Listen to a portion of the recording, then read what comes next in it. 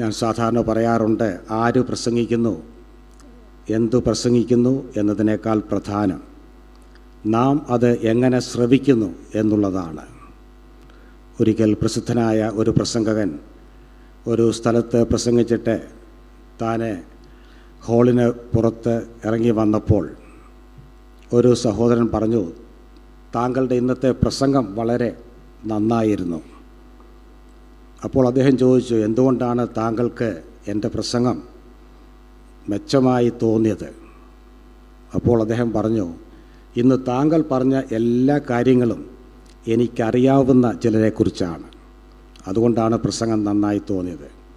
പലപ്പോഴും ദൈവവചനം കേൾക്കുമ്പോൾ നാം ഒക്കെ ചിന്തിക്കുന്നത്, അതൊക്കെ എൻ്റെ ഇടത്തും വലത്തും ഇരിക്കുന്നവർക്ക് പറ്റിയ സന്ദേശമാണ്, അല്ലെങ്കിൽ ഇന്ന് കടന്നു വരാൻ കഴിയാതെ പോയ ചിലരുണ്ട്, അവർ വന്നെങ്കിൽ അവർക്ക് ഇത് നല്ലതായിരുന്നു. എന്നാൽ പ്രിയപ്പെട്ടവരെ, ഞാൻ ആരംഭത്തിൽ തന്നെ ഓർപ്പിക്കട്ടെ, ആര് വചനം ശുശ്രൂഷിച്ചാലും വചനം കേൾക്കുമ്പോൾ ദൈവത്തിൻ്റെ പരിശുദ്ധാത്മാവ് നേരിട്ട് എന്നോട് സംസാരിക്കുന്നു എന്ന ചിന്തയോടെ, യഹോവയെ അരുളിച്ചെയ്യണമേ അടിയൻ കേൾക്കുന്നു എന്ന മനോഭാവത്തോടെ നാം ഇരിക്കുമെങ്കിൽ ഇന്നത്തെ വചന ശുശ്രൂഷയും നമുക്ക് പ്രയോജനകരമായി തീരും എന്നുള്ളതിന് യാതൊരു സംശയവുമില്ല.